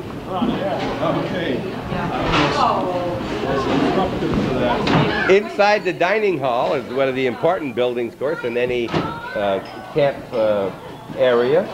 And tell us what we're looking at here. That's the This is drinks, just I guess. a beverage area. They have lemonade and orange juice or orange drink, iced tea, water, place to put the tumblers, and the coffee is on over here around to the left, the melt machine. And they come on in here and move through the serving line and salad bar, and then they just move on out and sit wherever they would like. They do have a designated area for the youth here, but anybody else can just move in, sit where they like, sit and visit, and just enjoy the food and have a good time of visiting. All right, now I see a podium. You have speakers during the meal sometime? We'll have just a morning devotion type thing for a few minutes in the morning, and occasionally we'll have a meeting or two in here, but not too often. A meeting other than the mealtime? Other than the mealtime, right. That's right. All right, and you can see that I guess it's grown from time to time, or they certainly have changed some chairs and not the others. You have a wide assortment of chairs. Some of those chairs catch your attention, don't they? Oh yeah, some of those real old chairs right here. They've been here a long time. This chair here, that's an old chair. That could very well have been here at the very first meeting back in 1903. And you can see that over the years, as it's grown, they've added to it. And here you can see there's 3 different chairs right in this one area right here, the kind. And the floor is a wooden floor, wide board. And the construction of the building too has a ribbon for support on the outside wall. That's a little bit different than some of the construction that you see. You're talking along the side here, Yes. you mean? Yes. Yes. All right. They have the notched out studding and placed a board in that area to carry the ceiling joists. Now there's a second floor on here. What do they have upstairs? Well, we originally had rooms up there, but because of fire situation, we just don't use them at this point in time. It's just closed off. And we would love to be able to use them, but again, because of safety reasons and fire, it's just not been able to use them. You'll notice down in the middle on the ceiling on there is smoke detector. There's one right over my head here right as we come in the front door. All of our facilities have smoke detectors. Of course, we're inspected by Clinton County Health Department, and we have a pre-op inspection, and there's certain requirements that we have to comply with, the same as any other public place where they serve food or where they have children. And those are some of the things that add to the safety of everybody concerned. How long do you plan this? I mean, the cooks come on when and so forth? A week before, or start to prepare? We start on a Wednesday night is the first night, first meal, and they're usually here on that Monday bright and early, getting things ready. Of course, there's a lot of pre-planning going into it even before that first Monday, but physically here on site working. Ordering and all that things need to take time. Do you have to sit in the same seat all the time? No. You can go anywhere because they have areas for youth. That's right. You kind of go after you've been here a number of years. You just kind of gravitate to the seat that you're used to sitting at. It's like in a church pew, right? Exactly. You move pretty into well the go church to the same area. Same area. So. Yep. Now this is a salad bar underneath here. Yes, we're looking at right there. That's right. All right. Anything else in here that we haven't covered? I guess not. No. They get all the beverages they want. You want a second, you go up. It's basically open as much as the beverage as you'd like to have. And quite often we'll have seconds if we give everybody pretty much the same ration as they go through. And then if there's stuff left over, they're welcome to go back and have all they want to eat. Next time you go in a restaurant and you order something, remember the meals here were $2 for breakfast, $2.75 for lunch, and $3.50 for supper, and that included as much beverage as you want. If you want to eat by the whole day, it's $8 for the whole day. That otherwise, that's $10.25, but this makes it only $8 when you get all three. Good food, well served, and good atmosphere. Yes, that's right. And again, it's just that we're not here to make money. We just try to make ends meet, and that's why we can keep the amount down to where it's something that people can afford and bring a family. And I think that's one of the things we're trying to emphasize is that, this needs to be a family situation where the whole family comes and enjoys and can afford it too. Okay, we're in a period now between the classes and everything else. People just ate and they're working off their meal and out there talking, having a good time. That's about it, yes. The afternoon is kind of free for everybody, except for, of course, the young people, the teenagers. They have their structured activities. They need to be involved with this, whatever is going on as a group. Okay. Where do they meet? They have the field that you first came into the gate. Is out there is kind of open. They have volleyball, softball. All right. There's a basketball. Okay, well, we see somebody just outside here that looks pretty familiar. Come here.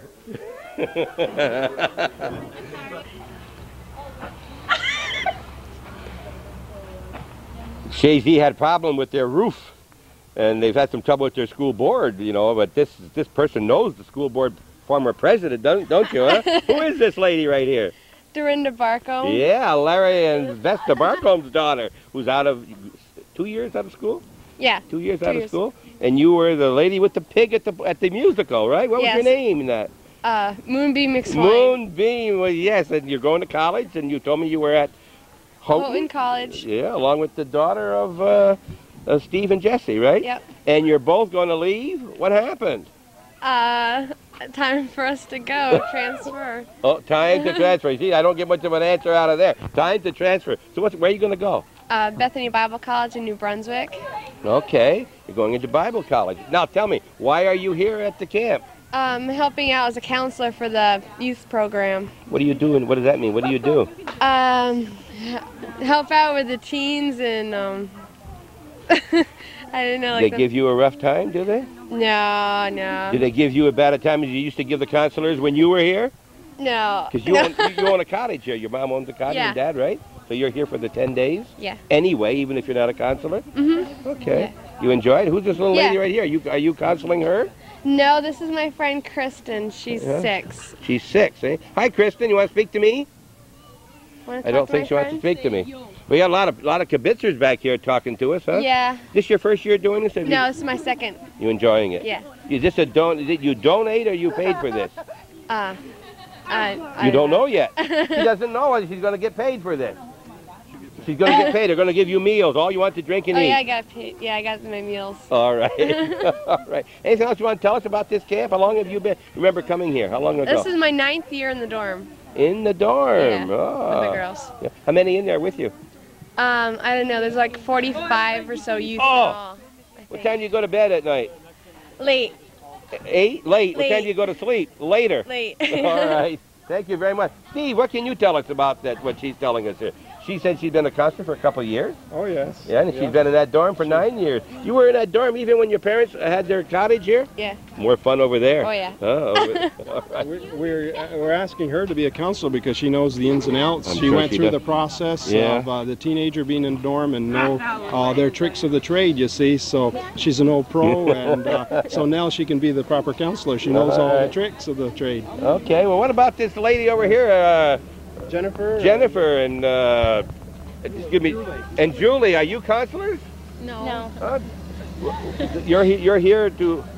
all These are right. youth. These are youth, huh? This is the youth, this is our... They're registered youth here in our program. All right, and what year in school are you? I'll be a junior next year. Junior at Northeastern. Northeastern. You're not from Northeastern. Yes, I Yes, am. you are. You live in Rouse's Point. Yep, and I'll be a senior. And what's your name? Julie Alger. Judy Alger. All right, and you're from Harry's Mills. right? Harry's Mills. Is it P-E-R-R-Y apostrophe S or P-E-R-Y-S? P-E-R-R-Y apostrophe S M-I-L-L-S. All right, but it doesn't say that on the signs when you No, walk up. it's You messed notice up. that? That's wrong, right? Yeah. Got to get those people back in business. Oh, you didn't give your last name? Loudon. Loudon, yeah. And then you any relation to Bill Loudon? Yeah, he's my dad. Yeah, and a brother named Bill too? Is Tim. it? Tim. Tim. Well, I thought it was Bill Right too. there. All right. Hi there. Oh, and are all these people from this area?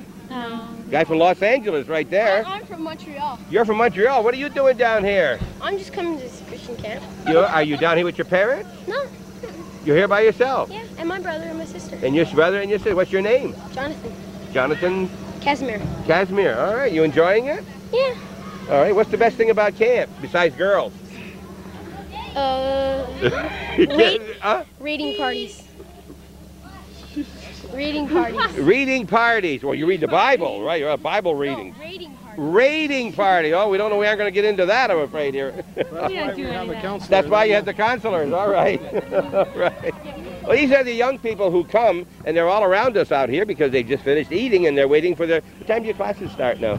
We have recreation at 1:30 maybe. What are you going to do this afternoon? Play basketball? They're in trouble if you start playing basketball with them. Yeah, I'll play basketball all day. Yeah, you're a basketball player, and you got 2 more years? 2 more years. Okay. Basketball first. Basketball this afternoon, huh? You enjoy the camp, too? You enjoying it? Your first time here? You been here now? No! Why are you here? Boring? What do you want? What would you rather be doing? Anything. Anything. Well, I'd all rather right. be with my whole family. We're 8 kids. 8 kids? I would think it's a Actually, vacation. I'd rather. I'm glad I'm away from them. Well, of course. You don't want all those 8 kids all around. Well, listen, we're talking with some of the young people here at the camps, the Moores Campground, right? And you've got a chance to talk to these people all the time. Who is this man? You all know his name? Steve Drown. Yeah, and what is he? He's the president. He's the boss, just like I said, B-O-S-S. That's who this guy is right here, Steve Drown. Head on. Thanks very much for talking to Hometown Cable. What's going on here?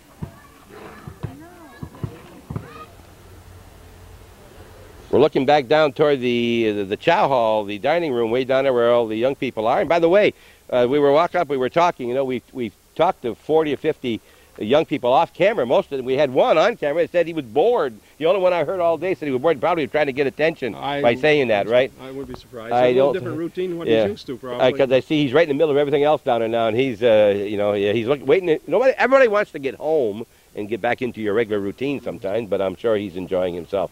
And Talk about this. oh yeah, he'll be talking about it. You know, my kids used to say they were bored in the car and they want to look out the windows, and but 5 years later, they tell me what fun they had at the time. You know. That's one of the things that is part of the camp that you know, from now until they can remember those special occasions that happen in situations here at camp will be lasting memories for them. And that's what we have a lot of people do. They've been here as a youngster, and they've come back, and because of those memories that they had. And he may be just one of them. 30 years from now, 40 years from now, you'll remember, hey, we talked to that guy with the television. And you got to admit, he got attention. We're still talking about him. That's what he wanted. See? All right, we're looking over in the back, and I think I was told by someone else that is the boys' dorm. That's right. Over there, one of the places that he lives in. All right, and then this is a new section. Tell us about this.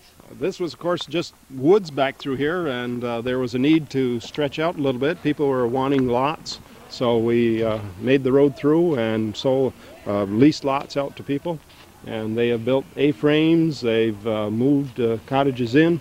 Matter of fact, the yellow cottage that you see off here on the other side of the white car is another one of the Montpelier cottages that we referred to earlier. Okay. It came from Ross's Point. But that's not the Barcombs. No, the Barcombs are further down. They also got one of the cottages. They have the larger one, and it's over just around the curve from here. All right. So, and there's a small trailer in there. We saw 10 or 12 or 14 trailer hookups along the way here for small trailers, right along this road. And you own another 200 feet up to the right here, and that's about it, huh? It's right here is the angle. It runs at an angle pretty much, but it's just right there where the end of our property is. And look at the height of these trees as you look up here. Calvin can point that out to you. It's just amazing, the trees in here and the beautiful. And of course, this costs money when you start putting a road in like this. Oh yes, a lot of work. Well, we have a lot of people that donate some of their equipment. And we talk about trees. We have one tree over here that takes 3 men to stretch their arms around. To get around that one? Oh yeah. So there's some real old trees here. That's not the Stanley Baker tree. No, that one's not. All right. We'll walk up here. We're going to walk around and get back out over to where Steve's residence is, his cottage. Calvin's back is to the entrance of the camp meeting. What do I want to say? The association's land. The main gate is right over there. Route 11 is right behind. You can probably see through an opening. You can see the cars going by. That's how close you are to Route 11. And this is the play area where the 11 to the 17-year-olds will have their next session here this afternoon. That right? And this is the part you would see when you go by. And if you did not, when you don't go by. When you don't come in, this is the part you'll see. And as you look down, you can see these buildings. We've been all around. These are your buildings that you lease out that are owned by the association. And off camera, we've been talking, and to Calvin and I particularly, that it does seem unfortunate, whatever, that these buildings cannot be used more for the purposes that you want them to be here for during all those other weeks of the year. And that becomes a problem. And it seems to me that who likes area and likes space, you know, and you got all this space and all these nice buildings. And you were talking about maybe putting more in here sometime, right? We are in the process of dealing with an engineer and with the Clinton County Health Department. And we have our tentatively made an agreement with a person to move in some more rooms and making a road on up through this section here on over to our back road that comes in. All right. So that because every year we have to turn people away because there's not enough room for everybody to stay. 2 things, water and sewage. You have your own facilities for both? That's right. A well here, and you got your own big septic tank? We have individual septic tanks. For each of the places? Well, not for every cottage, but there are individual septic tanks for segments of buildings. Right. Okay. And that's one of the things the engineer is working on for us, will be working on, because with the new addition, they'll take an additional septic system for that. So it's something we're dealing with the engineer and the health department. Steve, you know, it's easy for us to say, too bad you can't get this in here for double the time or something else, but it takes double the efforts and the work to keep this going, and we know how much work you must do here. Just keeping the grass cut, keeping the trees trimmed, and making sure everything is working the way it's supposed to be working. And I commend you and all the people. Well, I've been wanting to ask you, what's this London, England shirt you're wearing here? Did you go to London? Oh, my wife went to London. She had a niece that lived there, and they went a couple of years ago. And this is my part of London. That's your part of London, all right. Piccadilly Square, so I'll carry. So you bought the ticket and she got you a shirt, right? Well, that's almost the case, I guess. Yeah, all right. Anything else you want to cover while we're here at all? Anything? I think that basically we said before is that, you know, the public is invited. We welcome anybody. The doors are open for whoever would like to come and attend the services and be a part of the camp. And we do have morning sessions from 10:30 until 11:30, quarter to 12. And then the evening, every night, during session is 7:30 till approximately 9 o'clock. Okay. There's good music. Right. They won't get it this year because this won't show until well after this is closed. However, next year, remember, it's July 28th to August the 8th, 1993. Mark your calendar.